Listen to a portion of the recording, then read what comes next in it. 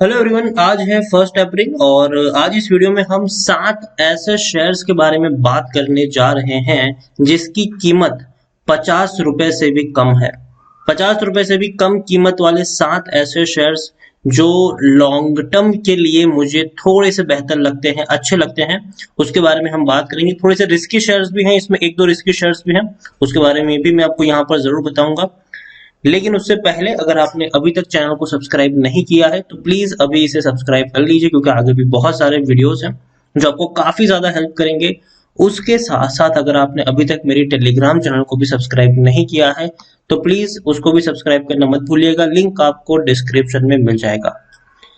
तो इस वीडियो में हम एक दो तीन चार नहीं बल्कि पूरे 7 ऐसे शेयर्स के बारे में बात करेंगे जो एक छोटे बर्गर से भी सस्ते प्राइस पे ट्रेड कर रहे हैं।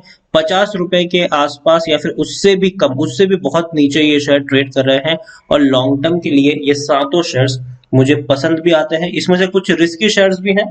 तो सबसे पहला शेयर्स कौन सा है लॉन्ग टर्म के लिए, उसके बारे में अगर हम बात करें तो अनडाउटेडली एक नाम सामने आता है और वो है ट्राइडेंट लिमिटेड। ये शेयर सिर्फ 14 रुपए का ये शेयर है। 1% की तेजी आज देखने को मिली है, लेकिन पिछले एक साल का अगर आप ग्राफ देखें तो 219% का ये ग्रोथ है। और अगर आप मेरे चैनल को रेगुलर फॉलो करते हो तो पिछले एक साल से मैं आपको लगातार यहाँ पर वीडियो बनाकर अपडेट कर रहा हूँ कि इस शेयर को छोड़ना नहीं चाहिए, इसको पकड़ो। ये देखिए, एक बड़ी तेजी आएगी, फिर लंबे समय तक ये सोता रहेगा, बाद में फिर से एक बड़ी रैली दिखाएगा, फिर लंबे समय तक सोएगा, फिर एक बड़ी तेजी दिखाएगा। 16 रुपए तक पहुंचा था ये इस साल जनवरी में, लेकिन बाद में क्या हुआ, लंबे समय तक दोबारा ये सो गया। अब धीरे धीरे कभी भी एक बड़ी रैली दिखाएगा, वापस लंबे समय तक सो जाएगा। मतलब लॉन्ग टर्म के लिए आपको ग्राफ इसका ऊपर की तरफ देखने को मिलेगा। टेक्सटाइल की कंपनी है, बड़ी कंपनी है, और इतना ही नहीं, बहुत बढ़िया तरीके से कंपनी काम भी करती है। कंपनी ने अपना जो विजन 2025 लॉन्च किया था उसमें ये भी बताया था कि साल 2025 तक इनका जो रेवेन्यू है वो 25,000 करोड़ तक हो जाएगा, या फिर इतना उनका लक्ष्य है। 6 शोरूम्स इंडिया में थे इनके और नए 6 शोरूम्स खोले हैं। टोटल 12 शोरूम्स की इनकी कैपेसिटी है। और इतना ही नहीं, इनकी जो प्रोडक्शन कैपेसिटी है वो भी बहुत ही बढ़िया है। एक के बाद एक इन्होंने काफी अच्छी तरीके से कंपनी में काम किया है और आने वाले दिनों में मुझे ये शेयर पसंद जरूर आता है। रिस्क मुझे यहाँ पर बहुत ही कम लगता है। तो पहला शेयर्स मेरी लिस्ट में है जो काफी सस्ते प्राइस पर है, वो है ट्राइडेंट लिमिटेड। दूसरा एक है जिसका हाल फिलहाल में ही आईपीओ आया है, वो है Indian railway finance corporation, IRFC। 23 रुपए से भी कम प्राइस पे शेयर अवेलेबल है और पिछले काफी दिनों से ये लगातार टूट रहा है। मार्केट में इतनी बड़ी रैली आई लेकिन इसके शेयर्स में तेजी नहीं आई है। ये लगातार टूट रहा है, जब से इसका आईपीओ आया है ये संभल ही नहीं रहा है, टूट ये नीचे ही नीचे जा रहा है। गिरावट में मुझे इसमें काफी ज्यादा पोटेंशियल नजर आता है, क्योंकि अगर आप देखें तो जो गिरावट आ रही है इसमें इसका सिंपल रीजन यही है कि कोरोना के केसेस इंडिया में बढ़ रहे हैं और ये शेयर सीधा रेलवे के सेक्टर से जुड़ा हुआ है। रेलवे को फाइनेंस करने का ये काम करता है। जब तक रेलवे का ग्रो नहीं होगा तब तक इस शेयर में भी कोई बड़ी तेजी देखने को नहीं मिलेगी। लेकिन लॉन्ग टर्म के लिए मुझे ये शेयर पसंद इसलिए आता है क्योंकि रेलवे की जो ग्रोथ है वो इसके ऊपर डिपेंडेंट भी है। रेलवे को जो फाइनेंस किया जाता है उसमें से 40% से भी ज्यादा की जो फाइनेंसिंग होती है वो इस कंपनी के थ्रू होती है। आने वाले दिनों में रेलवे इंफ्रास्ट्रक्चर को बढ़ाने के ऊपर काफी ज्यादा जोर दिया जाएगा, फोकस दिया जाएगा। जैसे जैसे कोरोना के केसेस कम होते जाएंगे वैसे वैसे रेलवे के विस्तार के ऊपर एक बहुत बड़ा फोकस किया जाएगा और उसमें फंडिंग का जो काम होगा, फाइनेंसिंग का जो काम होगा, वो यही कंपनी करने वाली है।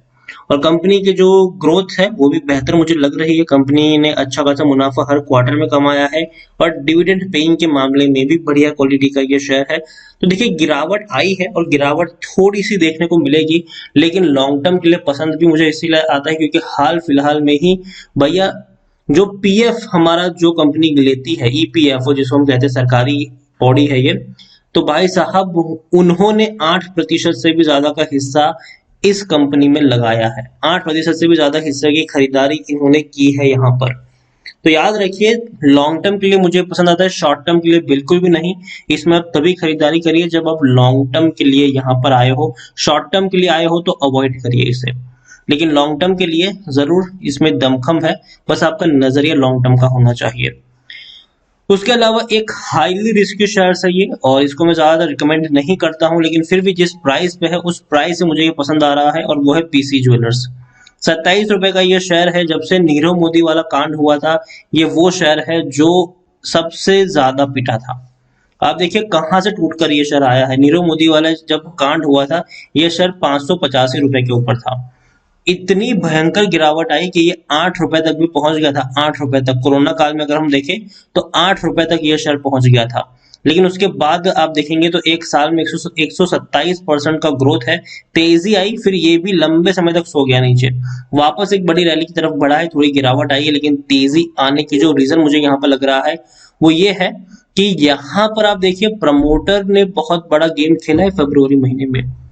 प्रमोटर की दिसंबर में जो होल्डिंग 46.44% थी, वो 54.53% है।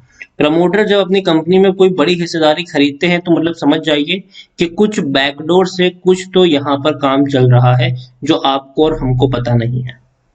तो कहीं ना कहीं 8% से भी ज्यादा की होल्डिंग प्रमोटर के द्वारा खरीदी गई है। और पीसी ज्वेलर्स देखिए, ज्वेलरी के बिजनेस है इनका, और अभी भले ही ज्वेलरी का बिजनेस थोड़ा ठंडा चल रहा हो, लेकिन लॉन्ग टर्म में तेजी जरूर आएगी। पीसी ज्वेलर्स अगर हम देखें जाए तो काफी बड़ी ब्रांड भी है, नॉर्थ इंडिया में काफी ज्यादा फेमस भी है ये। अच्छी खासी इनकी अगर हम बात करें तो आउटलेट्स आपको देखने को मिल जाते हैं। तो पीसी ज्वेलर्स मुझे लगता है कि लॉन्ग टर्म के लिए अगर आप चाहे तो हल्का सा रिस्क यहाँ पर ले सकते हैं। अगेन कहूंगा, ये जो भी शेयर मैं यहाँ पर सजेस्ट कर रहा हूँ, ये एक बहुत बड़ी क्वांटिटी यहाँ पर खरीदने के लिए मैं नहीं बोल रहा हूँ। यहाँ पर आप एक हल्का सा ही निवेश करिएगा, ज्यादा बहुत बड़ा निवेश यहाँ पर मत कर लीजिएगा। अच्छे शेयर्स हैं लेकिन थोड़े रिस्की भी है। जब हम ₹50 से कम प्राइस वाले शेयर्स की बात करते हैं तो उसमें एक एडिशनल फैक्टर होता है रिस्क, तो उसको भी हमें समझना है। तो तीसरा शेयर है पीसी ज्वेलर्स, चौथा शेयर है मैन इंफ्रा। ₹41 का ये शेयर है, और ये शेयर मुझे पसंद इसीलिए आता है क्योंकि देखिए इनका जो ज्यादातर काम होता है कंस्ट्रक्शन का, वो मुंबई, पुणे, थाने वहां पर ज्यादा देखने को मिलता है। और इनके पास ऑलरेडी इतनी सारी जमीनें पड़ी हुई है मुंबई में, जिसमें ये फ्यूचर में बड़े से बड़ा डेवलपमेंट कर सकते हैं। तो भाई साहब अपनी ही जमीनें हैं और उसी जमीनों के ऊपर कामकाज करेंगे ये आने वाले दिनों में। तो कह सकते हैं कि बहुत ही बड़ा जो आप कह सकते हैं कि रेवेन्यू है वो जनरेट होने के चांसेस मैन इंफ्रा में जरूर देखने को मिल सकते हैं। और इतना ही नहीं, प्रमोटर यहाँ पर लगातार खरीदारी करते हुए नजर आ रहे हैं। प्रमोटर की होल्डिंग आप देखिए 54.97% थी, बाद में 59.25% के आसपास हमें देखने को मिल रही है। और इतना ही नहीं, लॉन्ग टर्म के लिए भी मुझे ये शेयर पसंद भी आता है क्योंकि आने वाले दिनों में सरकार की तरफ से इंफ्रास्ट्रक्चर के ऊपर काफी ज्यादा फोकस भी किया जाएगा। और कोरोना काल में इंफ्रास्ट्रक्चर का जो काम है वो कहीं ना कहीं बहुत ही डीले हो रहा है, जो आने वाले दिनों में बहुत ही जल्दी में निपटाया भी जाएगा। तो चौथा शेयर है मैन इंफ्रा। पांचवा शेयर है इलेक्ट्रिक व्हीकल्स की जो हम बात करते हैं उसमें कंट्रीब्यूट कर सकता है ये, और वो है हिमाद्री। हिमाद्री में आज 5.5% का ग्रोथ आया है। ₹44 का ये शेयर है। और देखिए बैटरी जो बनाते हैं ना, कई सारी कंपनी बैटरीज बनाती है, चाहे टाटा केमिकल की बात करें, एक्साइड की बात करें, महाराजा की बात करें, लेकिन उस बैटरी में जो केमिकल इस्तेमाल होता है उस केमिकल को बनाने का काम करती है हिमाद्री स्पेशलिटी। और इसीलिए अगर आने वाले दिनों में हम इलेक्ट्रिफिकेशन की बात करते हैं तो उस इलेक्ट्रिफिकेशन में ये कंपनी है जो अच्छा खासा योगदान दे सकती है। एक बड़े लेवल से टूटकर आया है, तकरीबन ₹190 के लेवल से टूटकर नीचे आया है, और एक अच्छी रैली के लिए तैयार भी ये हो रहा है। लंबे अरसे से किसी एक ही प्राइस रेंज में ये अटका हुआ है। आप देखिए लंबे समय से ये इसी के आसपास है, और एक अच्छा ब्रेकआउट कभी भी ये शेयर देने का दमखम रखता भी है। तो हिमाद्री के ऊपर आप नजर रख सकते हैं लॉन्ग टर्म के लिए। और दो अब शेयर बचे, पांचवा शेयर तो हिमाद्री हो गया। छठा शेयर जो है वो एक रिस्की शेयर है, ठीक है, जिसकी पूरी की पूरी जो डिपेंडेंसी है वो सरकार के फैसले के ऊपर डिपेंडेंट है, वो है आईडीबीआई बैंक।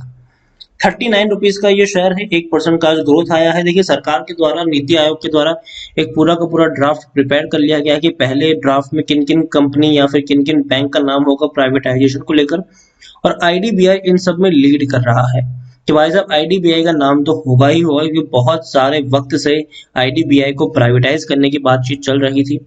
अगर प्राइवेटाइज आईडीबीआई को किया जाता है तो कहीं ना कहीं इसमें तेजी के संकेत बनेंगे। दूसरी बात यह कि पिछले काफी वक्त से आईडीबीआई ने अच्छा परफॉर्मेंस भी दिखाया है। पिछले 4 क्वार्टर से हमें यहाँ पर तेजी देखने को मिली भी है, अच्छा प्रॉफिट भी कमाया है इन्होंने।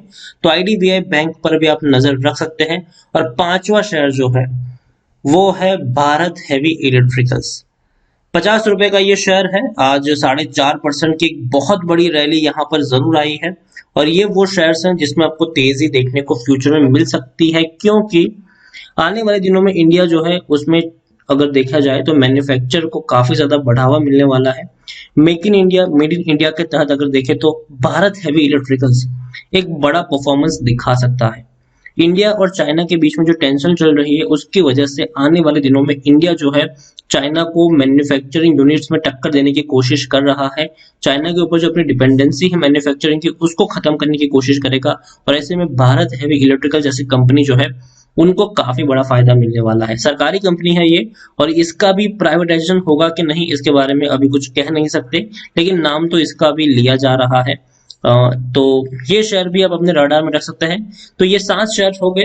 अगर देखें तो ट्राइडेंट है, दूसरा है भेल, तीसरा है आईआरएफसी, चौथा है पीसी ज्वेलर्स, उसके बाद मैन इंफ्रा की बात करें तो वो है, आईडीबीआई बैंक है और हिमाद्री है। सातों शेयर्स की अगर कीमत की बात है तो 50 रुपए से कम ही है शेयर। सिर्फ भेल आज बड़ी तेजी दिखा चुका है, वरना बाकी शेयर्स तो काफी सस्ते प्राइस पर अवेलेबल भी है।